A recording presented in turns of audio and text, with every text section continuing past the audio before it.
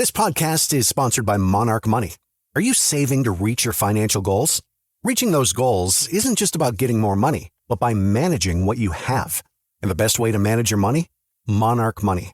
Monarch Money is a new kind of finance app that's intuitive, powerful, ad-free, and takes the headaches out of budgeting. Try it free when you go to monarchmoney.com/podcast. Monarch puts all your accounts, investments, transactions, and finances at your fingertips. With a complete view of your finances, you'll gain insights on your spending and find new ways to save. Plus, Monarch lets you customize your dashboard, collaborate with your partner, set custom budgets and goals, and track your progress toward them. See why Mint users are turning to Monarch Money and loving it, and why the Wall Street Journal named Monarch Money the best budgeting app overall. Get a 30-day free trial when you go to monarchmoney.com/podcast. That's MONARCH money.com/podcast for your free trial. monarchmoney.com/podcast. This is the story of the one. As a maintenance engineer, he hears things differently. To the untrained ear, everything on his shop floor might sound fine, but he can hear gears grinding or a belt slipping.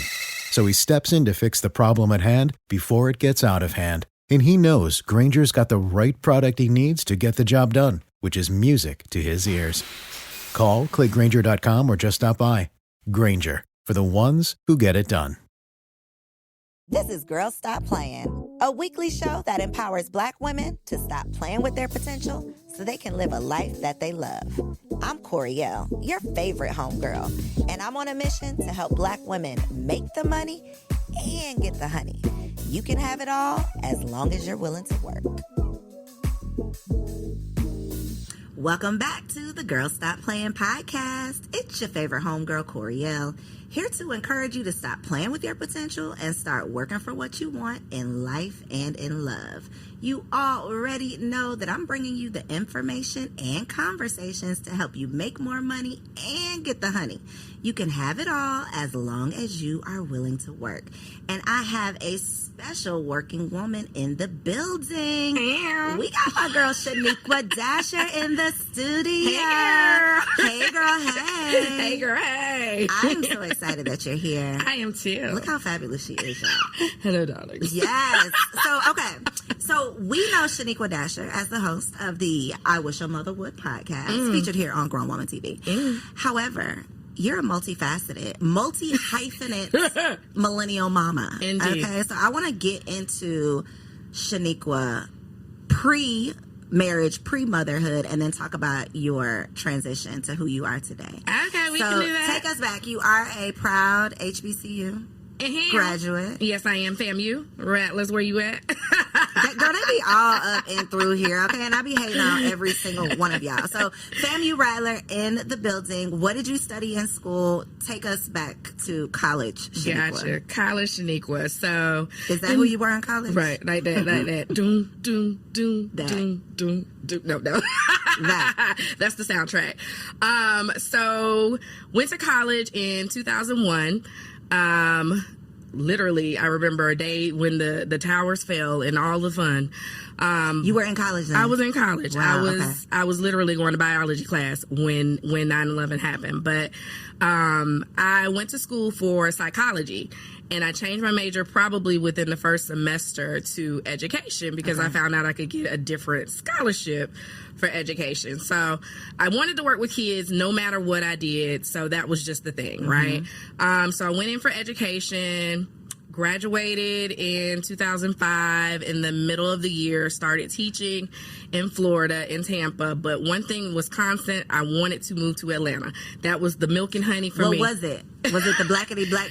It was the blackity black. It was the real estate. It was all of that. Because one of my biggest goals was when I graduate, I'm buying myself a house. So that's literally exactly what I did. It was my goal. In Atlanta, of course, real estate was popping and very inexpensive. So I was like, I have to satisfy 3 years in Florida for my scholarship.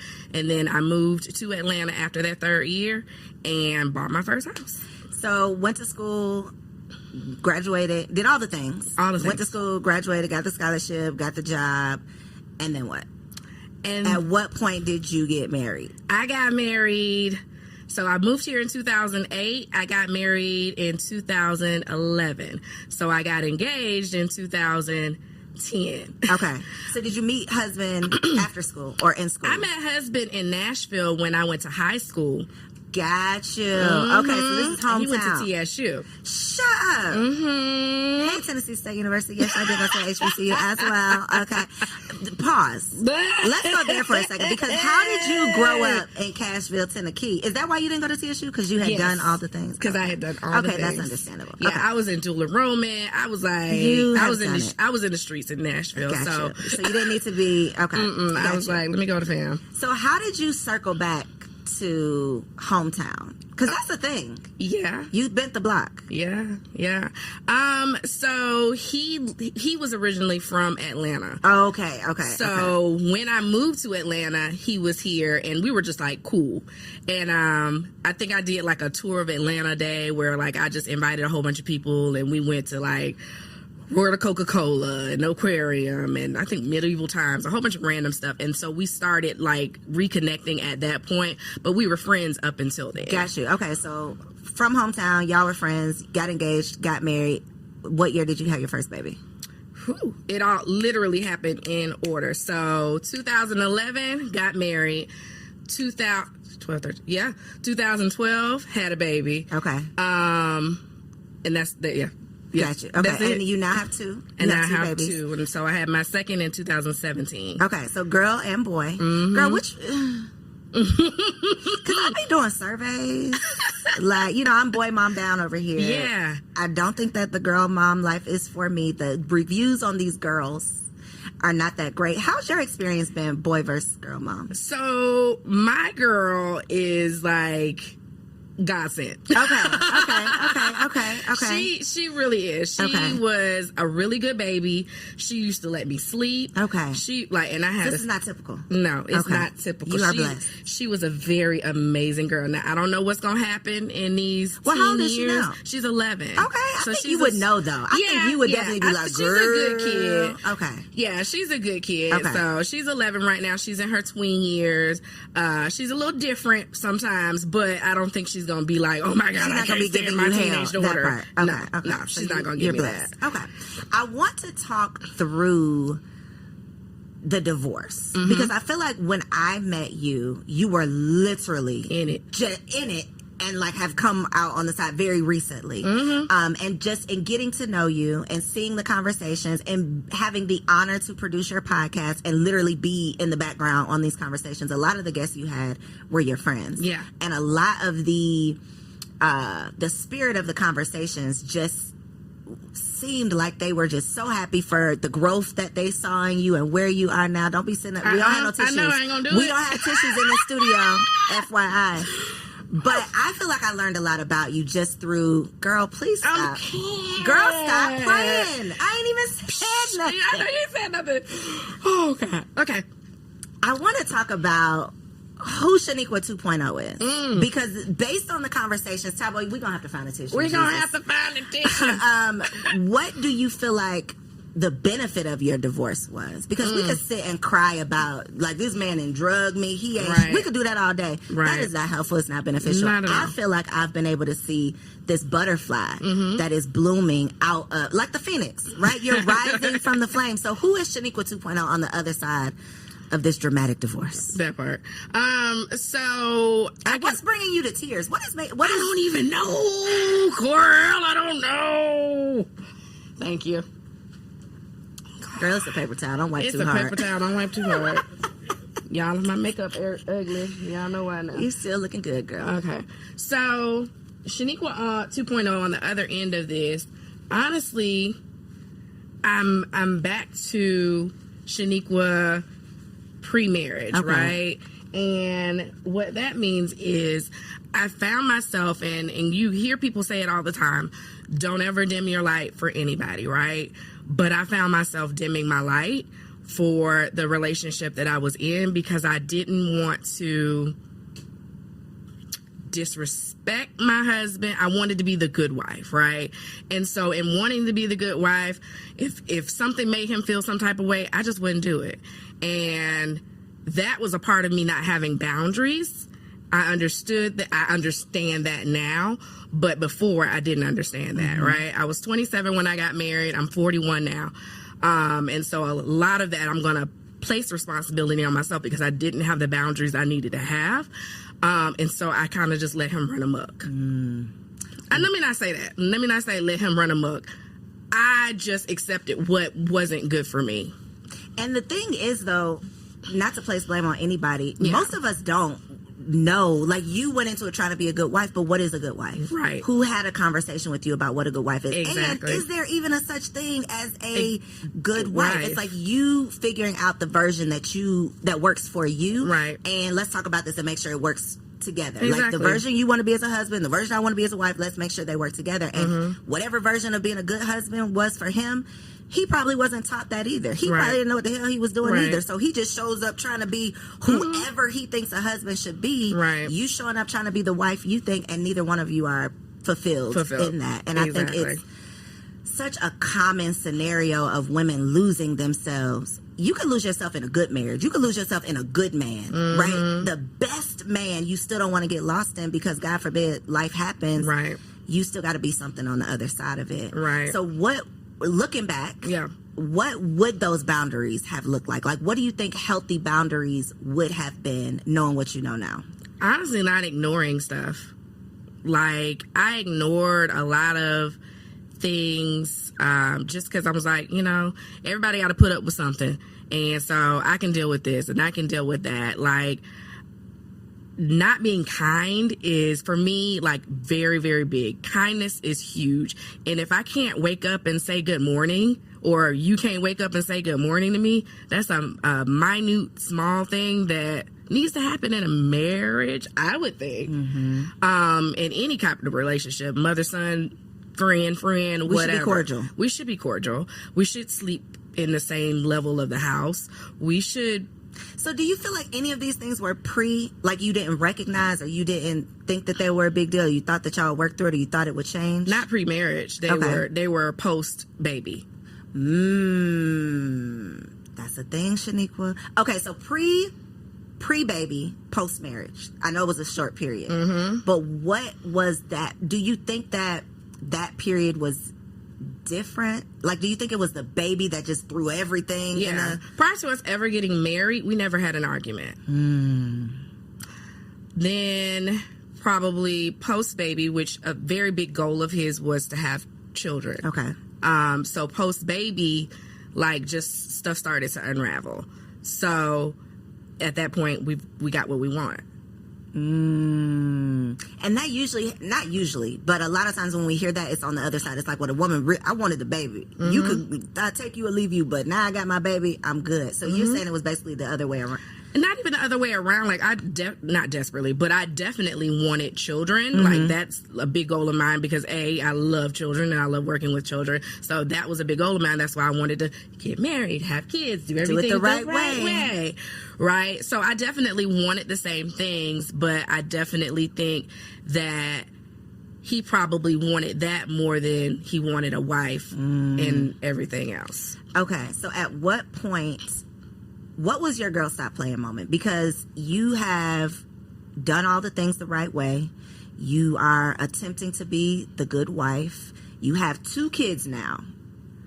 What was the Girl Stop Playin moment because a lot of people on this internet, and this is why I want to have these real conversations with people who have been through real things and not just us talking about what we would do if this happens, because a lot of people have the idea that you can get through it. Like, whatever it is, you can push through it. What's out here? You gonna divorce this man and then you gonna get out in these streets? That is a lot of the conversation. But that's not the truth for everybody. That is not the solution for everybody to just stay. Right. So what was your Girl Stop Playin moment that was like, okay, I know everybody got to deal with their ish, but this ish is too much? Absolutely. So the constantly walking on eggshells to do anything, waking up in the morning, not trying to make sure that he's not upset about something, trying to make sure he's happy. And my job is not your happiness, but I wanted to make sure that whatever I could do to make him happy, I would do. And then we did counseling for a solid year every single week. Marital counseling. We did marital counseling and we did individual counseling. And the pattern was solid, oh my God, things are great, we're going to Jamaica, all this stuff, three months solid, things are great. And then after the 3 months, back to normal. back to starting arguments with me when I wanted to go. I don't go out much, but if I wanted to go out to one of my line sisters' birthday celebrations, if I wanted to go somewhere, it was an argument just so I could have a really bad time. And so fundamentally, I just realized that this is just who you are. And there's nothing that we can do other than get personal help. There's nothing I can do to change this. And so at that point, I was done. I think it comes down to you, when you've gotten to the point where you have literally exhausted. Like, I know personally that I've done it all. I'm listening. I'm doing what these people tell me to do. I done read the books. I'm trying to be the best person I could possibly be for myself and for you, and you still ain't gonna do right. That's definitely a girl stop playing moment, because that's the moment where it's like, it's me or you. And for a lot of women, we choose them over ourselves because we want to be the good wife. We don't want to face the shame of, want to break up a home. We don't want to break up a home. And then you think about your kids, the guilt of, I want my kids to grow up in a home. And so I think that it's so important to talk to someone who's experienced this very tough situation, but then just also probably the opposite of what you expected when you got married. Nobody gets into a marriage thinking that this could all come crumbling down. I was ready to ride it out. I was ready to ride it out, and a lot of the problems I was having happened early on, like after I had my daughter, so that 10 years ago. And so, but I just knew that, like, I did this for life. I'm going to stick beside him. I'm going to do whatever I can. A lot of things that happen during marriages is like, both parties could experience depression. And so that was definitely a case in both situations, right? And so you definitely ride it out. You don't want to leave somebody because they're depressed, but at the same time, at some point, you have your girl stop playing moment, right? So what lessons are you taking into dating post-divorce? I know you got some boundaries now. I know you ain't playing these games. What does dating look like now? Dating looks like boundaries up front, conversations aplenty. Like, when I tell you I have a notes scan, like, I got notes of all the questions as they pop up. If I'm watching a podcast, like your podcast, and I'm thinking about, this question, I'm putting this question down, I'm gonna ask every single question. And just know, if you're dating me, then that's what you're gonna get from me. And it's not in a scary way, because I'm gonna ask these questions if it's a serious dating situation, of course. But the boundaries are there, the questions are there, because I think a lot of times we don't ask enough questions. We don't, because we don't want to know. A lot of times we don't ask questions because we really don't want to know the answer. We would rather make up an answer to appease ourselves, to keep this perfect picture, versus it all comes crumbling down because I found out the truth. Exactly. And when you've never been married, that's your goal, right? And so when that's your goal, you operate a lot differently, because you are laser focused on getting to the ring, getting to everything. But I done been married, been there, done that. Honestly, I felt like I didn't want to be married after I got my divorce. And then when you meet the right person, you be like, I guess I was tripping. I don't want to be married to you. I don't want to be married marriage, but marriage is a beautiful thing with the right person. And So I love that you have not allowed this scenario or this situation to like sour your expectation of what could be. How do you navigate co-parenting? Not necessarily with your ex-husband, but your kids. Like, how do you navigate that part of like? So it's a special situation because I am very much a person, I grew up in a single parent home. And so I think it's so important for children to have their father. No matter how I feel about anybody, they love their father, period, point blank, and he's a great dad to them. And so they're with him 50% of the time, with me 50% of the time. So it's 1 week on, 1 week off, and that's just how it works. They have adjusted. How's that for you? Because I've seen people like online, obviously, but it's one or two ways. It's like, I got the house to myself, what I'm doing, or it's like, oh my God, I really am sad. What am I doing without my kids? So on the holidays, it's the sad, right? Okay. But on one thing about Mama, she is going to make sure that everyone else is taken care of before she even thinks about treating herself. So if you are looking for the perfect gift to make mom feel special this Mother's Day, make sure you check out the Mega Moisture Duo from Osea Malibu, because body care is self-care. Since 1996, Osea has been making clean, clinically proven, seaweed-infused skincare. So this Mother's Day, treat mom to the everyday spa experience she deserves. Get 10% off your first order site-wide with code GSPP at OseaMalibu.com. Plus, you'll get free samples with every order and free shipping on orders over $60. Head to OSEAMalibu.com and use code GSPP for 10% off. This podcast is sponsored by Monarch Money. Are you saving to reach your financial goals? Reaching those goals isn't just about getting more money, but by managing what you have. And the best way to manage your money? Monarch Money. Monarch Money is a new kind of finance app that's intuitive, powerful, ad-free, and takes the headaches out of budgeting. Try it free when you go to monarchmoney.com/podcast. Monarch puts all your accounts, investments, transactions, and finances at your fingertips. With a complete view of your finances, you'll gain insights on your spending and find new ways to save. Plus, Monarch lets you customize your dashboard, collaborate with your partner, set custom budgets and goals, and track your progress toward them. See why Mint users are turning to Monarch Money and loving it, and why the Wall Street Journal named Monarch Money the best budgeting app overall. Get a 30-day free trial when you go to monarchmoney.com/podcast. That's MONARCH money.com/podcast for your free trial. monarchmoney.com/podcast. This is the story of the one. As a maintenance engineer, he hears things differently. To the untrained ear, everything on his shop floor might sound fine, but he can hear gears grinding or a belt slipping. So he steps in to fix the problem at hand before it gets out of hand. And he knows Granger's got the right product he needs to get the job done, which is music to his ears. Call, click Granger.com, or just stop by. Granger, for the ones who get it done. On the day-to-day, week-to-week, it's honestly a nice little breath of fresh air because you're able to... Do you feel bad saying that? I feel like you hesitated a little bit. I mean, I do feel bad saying it, but it is what it is. I don't feel bad saying it, right? Because I feel like every mother should have a little break, right? Like, whether it's a day, whether it's 2 days or whatever, because mothers are the primary caregivers of children. And I go from 11 years of being when I tell you the primary, the maybe only dairy parenting. So to have a little week to recalibrate, to get the house together and have everything in order. That don't sound too bad. It doesn't sound too bad at all. Not ideal, husband. That's not what I'm saying.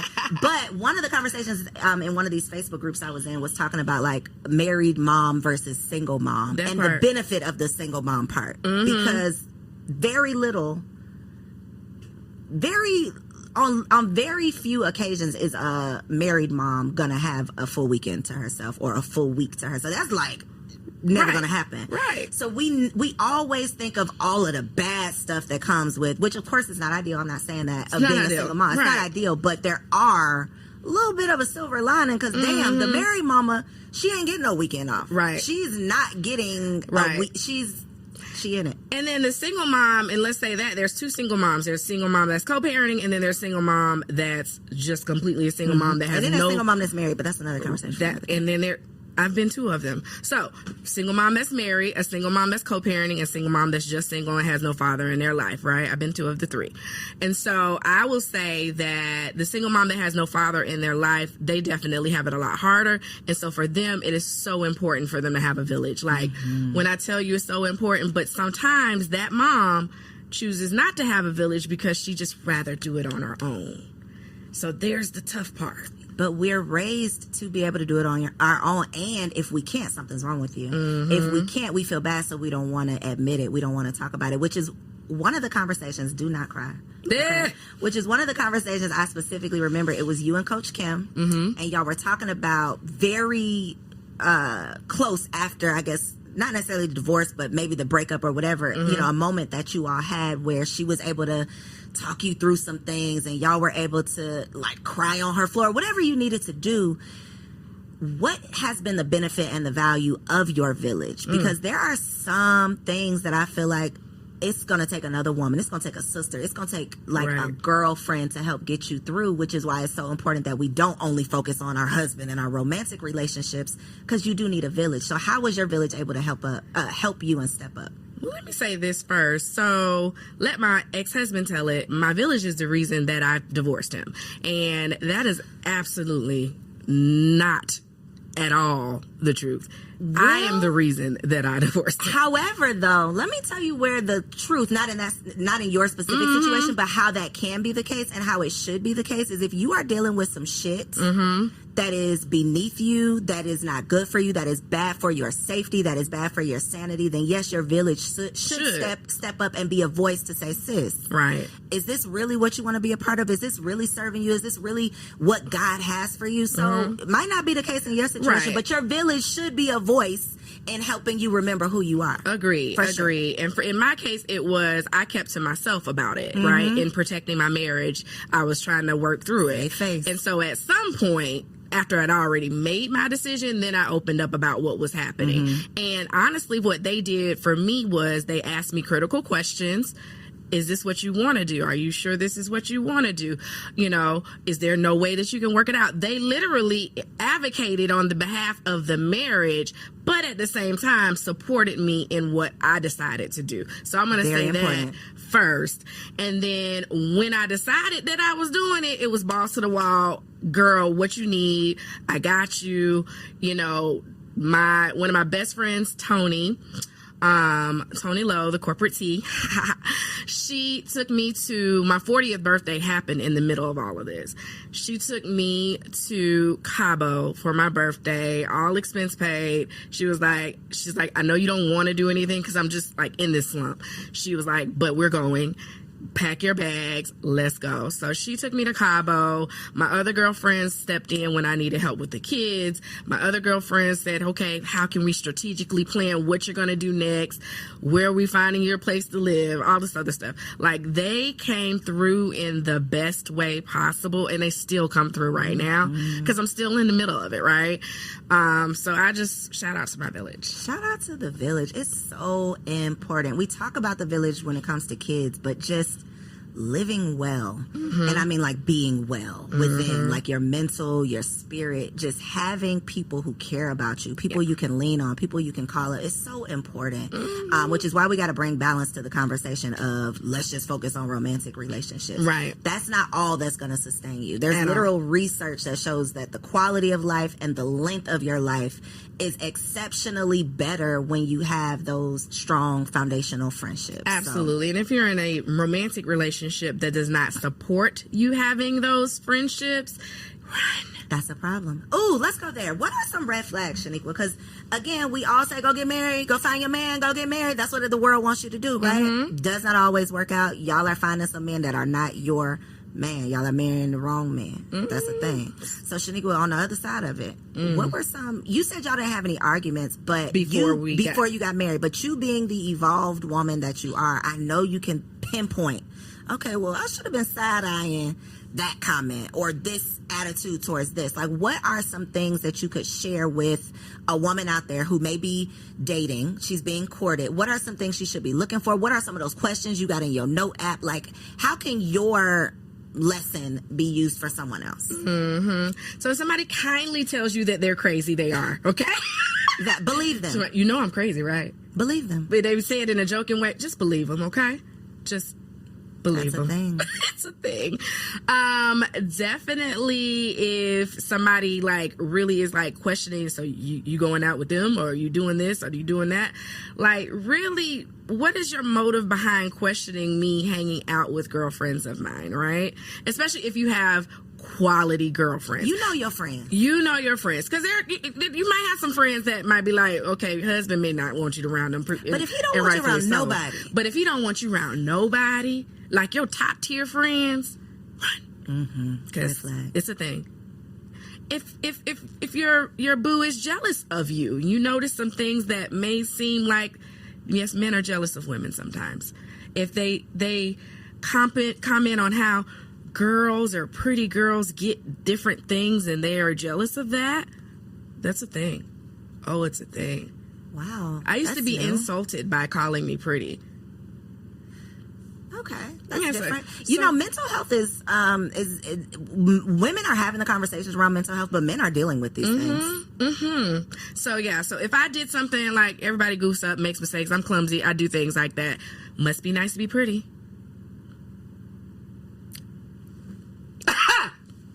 Confusion. So are you telling me, Shanequa, he was hiding all of this stuff before? Like, he was just keeping it together under wraps before?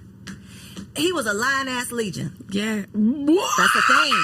I'm just saying. Because the internet will have you believe that you just got to be this just insecure woman to get caught up with a man like this. But no, these men exist. So they are among us. Things pop up. It's just like they start popping up. And I think that some men will hold those things in as long as they can to get you where they need to get you, and then once you're there, the floodgates shall open. And then at that point you're already in too deep. Not deep, but you're in deep enough. Yeah. You're in deep enough. Okay. All right. Enough about him and all of that. What are you doing these days? What is on your vision board for 2024? So definitely on Grown Woman TV, yes. Up in the space doing the I Wish a Mother Would podcast, really aiming to help mothers along their journey and different topics related to motherhood, and also just different things to build creativity in your home. So I'm so big about creativity in a home, and the reason I'm so big about it is because it builds confidence in your children. And if you have confident children, they're going to do well academically, they're going to do well socially, they're going to do well overall in life, period. How you have time to be doing all this, though? She could be doing crafts. It's not time. It's like, it don't take much time. And I'll be really real and say I do stuff the lazy way, okay? So, like, I could do crafts, but I'll say, hey, let's do, my daughter Kayla, she loves to do a 3-color challenge. What is that? A coloring sheet and 3 colors. Let's do it. And I could do that and watch something at the same time. So you got to make it work for your life. Make it work for your life. That's one thing that I love about your show is that you do the craft on the episode in less than 5 minutes. So obviously it's not something that is an hour-long thing, but you're showing how to really make this happen, because we could watch social media and see all the aesthetically pleasing moms out there that are doing all of the things and get very discouraged, right? End up depressed because we're comparing what we can't do to what it looks like you're doing, and that's not reality for it's not reality. And another thing is you can lean on your village to do that, right? Like, a lot of times, me and my girlfriends, we have 4 girls the same age, and we call them the Fab Four. And so a lot of the times they just lean on me to do the crafty stuff with them. So we'll all meet up, have some cocktails and drinks, hang out with the kids. I'll have a craft ready for them, and then they do that, and they spent quality time with their friends. We spent quality times with our friends, and then we all spent quality time together. Where do you get this village? Somebody's watching this like, girl, I don't have 4 friends. I'm not in a sorority. I didn't go to a HBCU. Where do I find these people? So honestly, show up to, like, there's so many events and stuff like that. Eventbrite. I have Mommy and Me Crafting in the Park, which will start in April. So you can come and village up there. Like, you're going to meet so many different moms with kids your age. And once you meet moms with kids your age, if y'all vibe, it's a vibe. Y'all better exchange phone numbers and make it happen. Set a date. One of my really good friends, Shanequa, I met her later in life, but she was a friend of another friend. And I met her because she literally walked through my door, showed up at my house. She was pregnant. And I had just had Kayla. She was 6 months old. She wanted to see my nursery. So I showed her up to my nursery. And she was like, I don't do new friends, but oh my God, you're so cute. I love everything. I took her. I think I set up a date and took her for a baby. That was when Toys Babies R Us existed. But I took her on her date to get her baby shower stuff, like to register for all her baby shower stuff. And then we've like been the best of friends since then. Our daughters are the best of friends. It's just little things like that. You may meet them through other friends. You may meet them through events out and about, and vibing with people. I used to go to the Mommy and Me little yoga classes and strap your baby on you. Like, there's so many different things. I will say that the introvert me, the antisocial me, the, you know, if it's like if we ain't been friends or if somebody don't bring you to my doorstep, I probably ain't just gonna be out meeting new friends. But becoming a mother, moms need friends. Moms need friends. And moms are much more friendly because we need damn friends. You know, we like, can we have a play date? Can we hang out with these kids? Can we?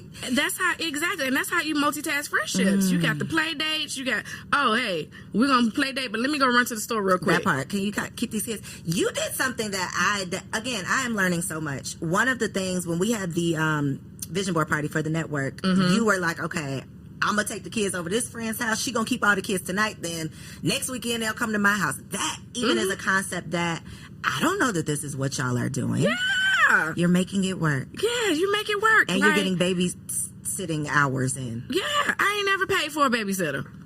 Ever. You just have but then what about the slumber party thing? Is it different because these are your friends? That part. Okay. So yeah, like if it's some kids at school, I don't know. No, we're not doing that, right? But these are my friends, right? And so I know my friends very, very well. Gotcha. So those are the people that you can stay with. So that's how you can really get a break. You really need a village. You really need a village. You really need a village. You really need a village. Okay, so Mommy in the Park, what is it? Mommy and Me Crafting in the Park. Mommy and Me Crafting in the Park. What else do you do that the people can take advantage of? Because you do like classes and stuff. Yeah, Am I lying? No, am you're I not lying, for real. Yeah, so I have virtual stuff, so you'll always find craft workshops, stuff like that online. I do stuff with Crayola, so you go on their page, you'll see me and my daughter, my son. It used to be me and my daughter, but my son is jumped on in now. So in March, it's National Craft Month, so we'll be on Crayola. I think on the 15th is when they're airing our craft, and we're doing stained glass windows.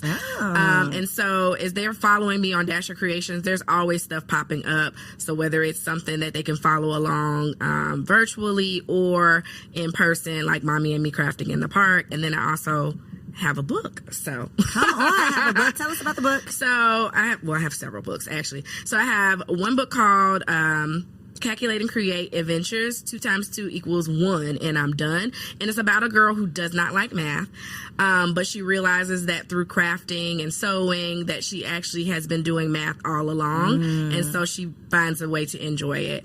And so that has like a workbook that goes along with it. It's for ages 8 to 12. Gotcha. And then I have another book called Fill Your Buckets. It's a financial literacy book for kids where you're learning how to save, invest, spend, and share your money. And that's for really any age group, but it can go for the younger age groups. And it just kind of... Girl, how young? I can read that to my baby? Or he'll be like, Mama, what is this? He would probably be like, wait a minute. Okay. Like, probably so like, 5? let's go like 4 or 5. Okay, yeah. gotcha. Okay. 4 or 5, because then they're getting the concept of money and, okay, I can put something in each of these buckets. I can save, or I can share with my brother, or I can share with the church, or whatever. I love it. Practical lessons in a fun way. Exactly. That's Shanequa. Practical lessons in a fun way. That's me. I love it. I love it. I love you. You done cried on the couch. Girl, we're on the going couch. to wrap it up. We're going to wrap it up. On the couch. I'm going to have to get some real tissues because that is embarrassing, the paper towel. Look at this camera right here and tell the people how they can stay connected with you, the brands that are looking for a fabulous mommy and a couple of me's duos, how they can find you online and where they can support you. So again, I am Shanequa Dasher of Dasher Creations. You can find me on all social platforms at Dasher Creations and at DasherCreations.com. And I am excited to work with brands that align with the goal of helping creativity and motherhood.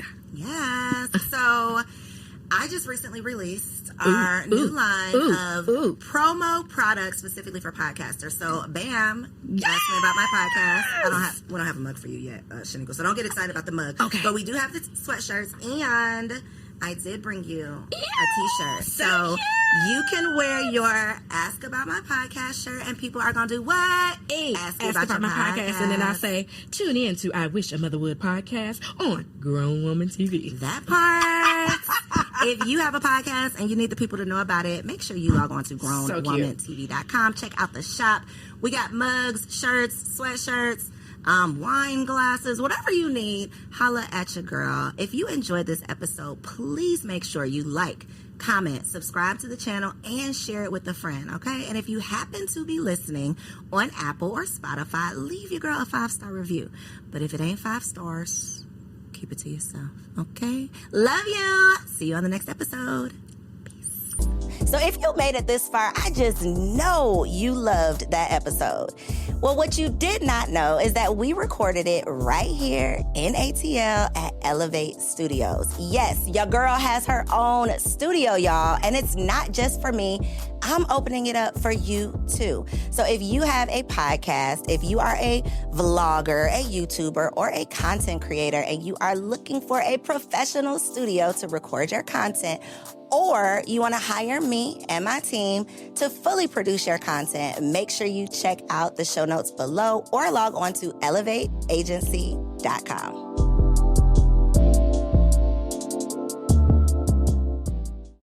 This is the story of the one. As a maintenance engineer, he hears things differently. To the untrained ear, everything on his shop floor might sound fine, but he can hear gears grinding or a belt slipping. So he steps in to fix the problem at hand before it gets out of hand. And he knows Grainger's got the right product he needs to get the job done, which is music to his ears. Call, click Grainger.com, or just stop by. Grainger, for the ones who get it done.